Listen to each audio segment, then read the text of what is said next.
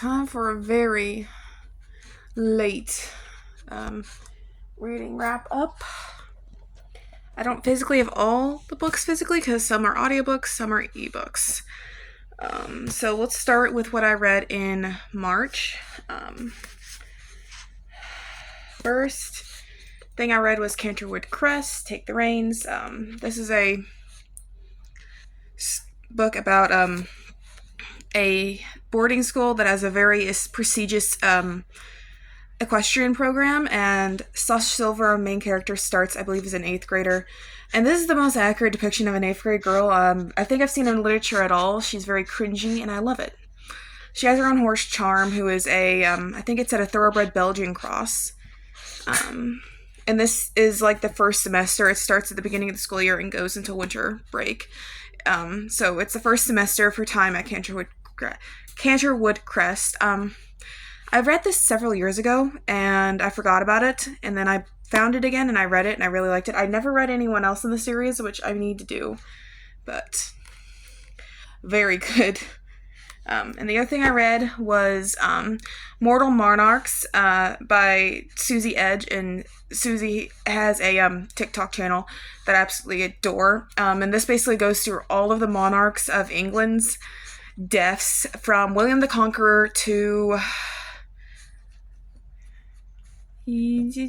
whoever Elizabeth II's father was. I can't think of it off the top of my head. So, and she also takes some tangents to go into, like, say, princes of Wales who never got to be king. Like, I know, for example, she did Prince Arthur, who is the older brother of Henry VIII. Arthur died of what was believed to be the sweating sickness. And I can't remember if she stuck with that or she proposed an alternate theory. It's been a while since I read the book. And Henry became king because he was the next oldest son. And for example, she proposed an alternate theory for Charlotte, Princess of Wales. I'm not sure if she was actually the Princess of Wales, now I'm thinking about it, but Charlotte. Charlotte is basically the reason Queen Victoria existed. She was the king's only daughter. The king hated his wife. Charlotte dies while giving birth to a stillborn son, and then all of the rest of the sons of King George III are basically in a race to produce a new heir, and the winner was Edward, I think Duke of Kent, off the top of my head. I'm not very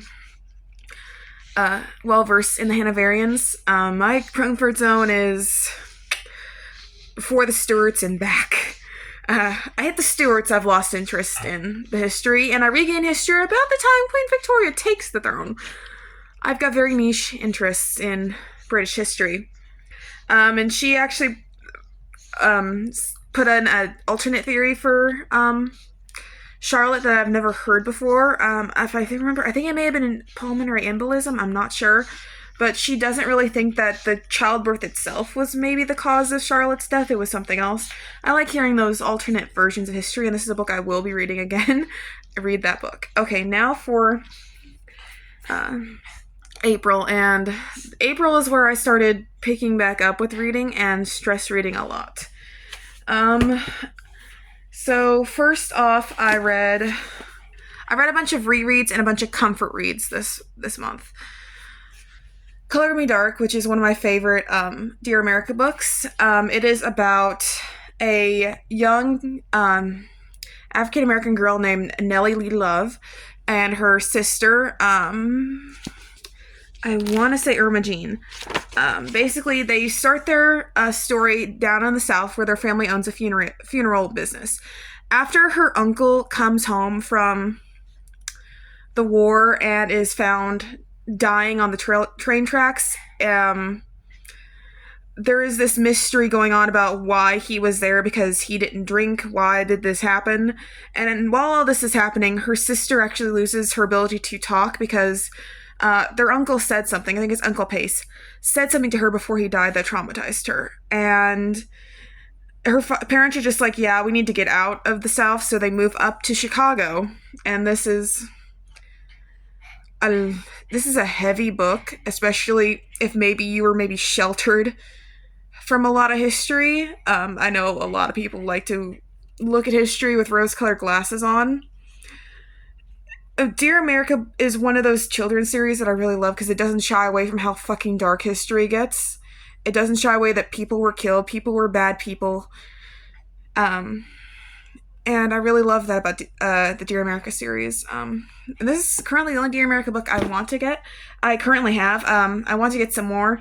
My other favorites include A Red Line in the Sand, which is about the Alamo and that sort of area around it. One that I really think everyone should read is, I think it's I Lay My Heart on the Ground. I can't think of it exactly, but it's about the, native schools. Basically, it was basically Native American assimilation where these children were taken to these boarding schools, and it is really, really harsh. And if I remember correctly, a child is buried alive.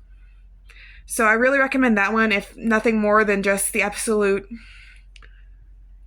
heartbreakingness of it. It is, I say it amazing when I just said a child got buried alive, but it is one of the best books in this series, in my opinion. I read this as an adult, and it left me emotionally unstable.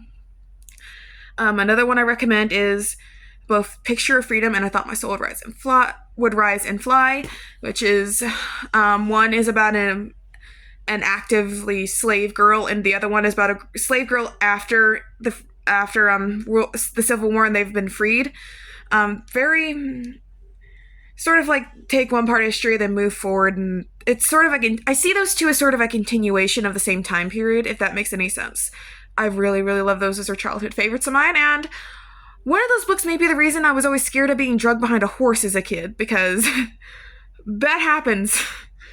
So yeah, those off the top of my head are my favorites. And then I sort of got onto a horse kick, as I always do when I want to read something comforting. So I read Spirit, Stallion of the Cimarron series, Bonita. And this is an official prequel book to Spirit, Stallion of the Cimarron about Rain's grandmother, Bonita, who is a captive, who is a tame horse who is set loose by her owner, Maria, when the Alamo is under fire and people are raiding the ranches and stealing horses, and she frees Bonita in hopes that she and the other horses will get away. And Bonita ends up living her life feral and having Rain's mother Sierra, who also has a book. And I really like this book. It's shorter, and if you can find it, definitely read it. I got this one secondhand on Barnes & Noble years ago. Like, this is an old library this is an old library book. But I think these are out of print, I believe, so you can only find them secondhand. So if you can find them, there's one that's actually for Spirit, which I never read, so I don't know if it's different than the actual book. Hold on. Ow! I just tried to knock my own tooth out. There's Sierra, as I mentioned, and there's also Esperanza, who is Spirit's mother, and it also features Spirit's father, Strider. I also recommend that book. I used to have it. I don't have it anymore, and I'm going to hunt that book down. And then the last book I physically have on my person is Horse Diaries, Golden Sun. This is one of my favorite horse diary books. I really love these. If you haven't noticed, I read a lot of like middle grade and like children's books just because they give me they bring me joy. And all these are rereads. All of these are books I've read in the past, except for Mortal Monarchs and one other book I'm going to bring up in a second once I'm done.